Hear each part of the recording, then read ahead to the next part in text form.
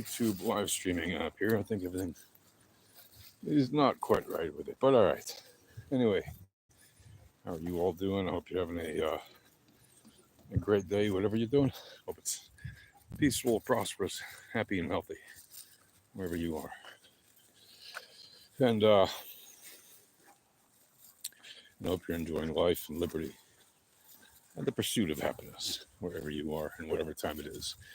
I wanted to talk to you real quick about one of my favorite cryptocurrencies, Litecoin.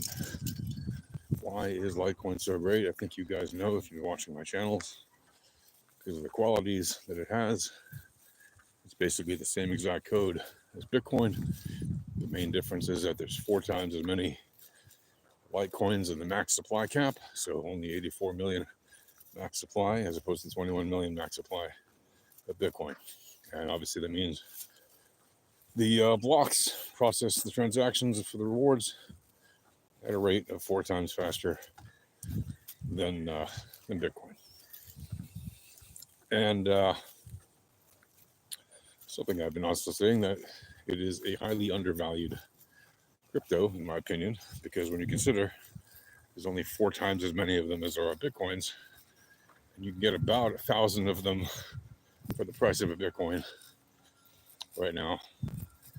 And that's pretty crazy. So the prospect, plus its technology is decentralized, basically as much as Bitcoin, because pretty much many, if not most, are all the same. Not quite all, but many and most of the same people that mine Bitcoin also mine Litecoin. So what does that mean? Well, it means that, in my opinion, it is highly undervalued, because at some point people will realize, wow, here's a coin that has all the same qualities as Bitcoin, and yet only has 4x the number of coins, and for some reason is trading at 1/1000th the value of a Bitcoin. Right?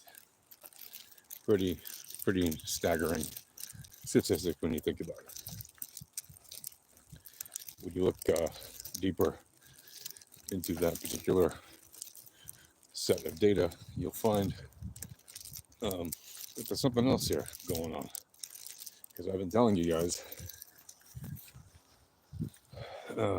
Litecoin, when people realize that it is very rare, just like Bitcoin, and when they realize that it's still mostly held by retail holders, not entirely owned by whales, you know what's going to happen, right?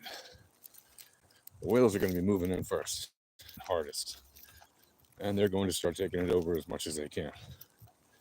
And guess what just happened? Grayscale, one of the largest Bitcoin holders on the planet, Grayscale just bought like 22,000 Litecoin or something like that. Which, again, in terms of Bitcoin numbers, isn't a huge deal. We're talking roughly, it's the price of about 22 Bitcoins. But 22,000 Litecoins are now no longer available for folks to purchase, unless they get them from Grayscale somehow. But obviously, they want to increase their Litecoin holdings. Like I said, the smart money is not going to sit around and wait on this asset, especially because there's more and more pressure to make a Litecoin ETF.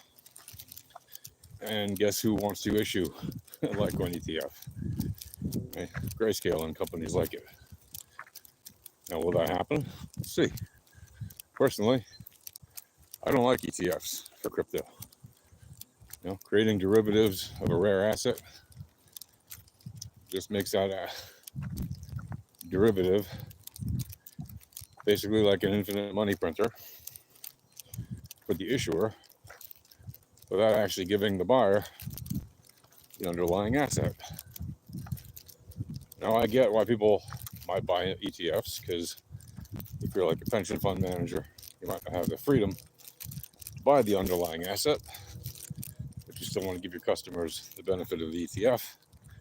So, in that sense, okay, great. You can give them exposure if they want it to something that is a derivative of the underlying asset, right? But we all know that underlying asset is the actual rare commodity, and the ETF is just like an IOU that says when you cash out of this thing, you get the dollar-based equivalent of the value of that asset had you actually owned it. Right? But what if the ETF goes belly up? Well, then you don't get anything, right? It's just an IOU. And yeah, they'll owe you. But if they go belly up, they're holding the Litecoins. You're just holding a piece of paper. Good luck getting that Litecoin from them, or that Bitcoin, or that ETH, or whatever ETF you're holding. Now, again, I'm not entirely against all ETFs or anything. I think they make perfect sense for pension funds and people who just want a kind of safe portfolio management strategy. But when it comes to the actual crypto market, you know, I think personally ETFs are bad because they drive a lot of institutional interest into the market. And from my point of view, that's not good. That goes against the entire ethos of the entire concept of cryptocurrencies, right?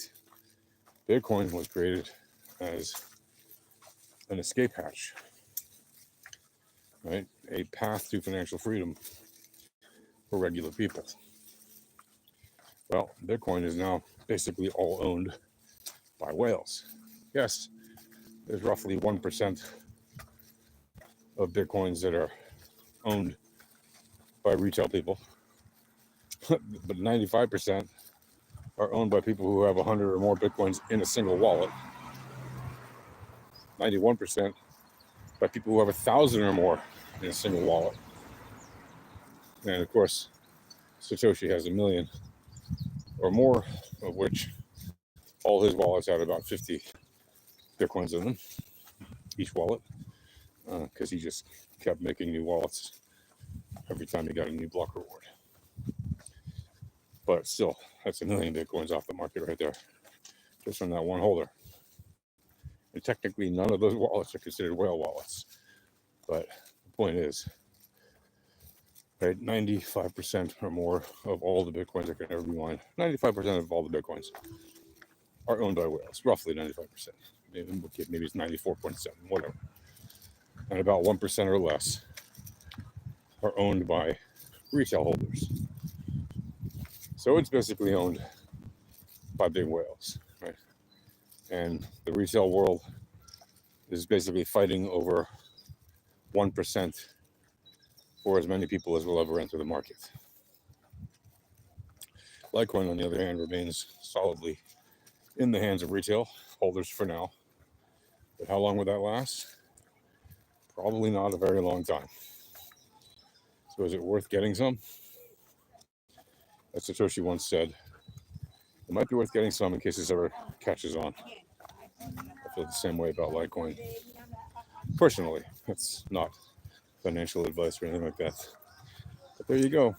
That's the info for you. All right, I'll talk to you later. Happy days.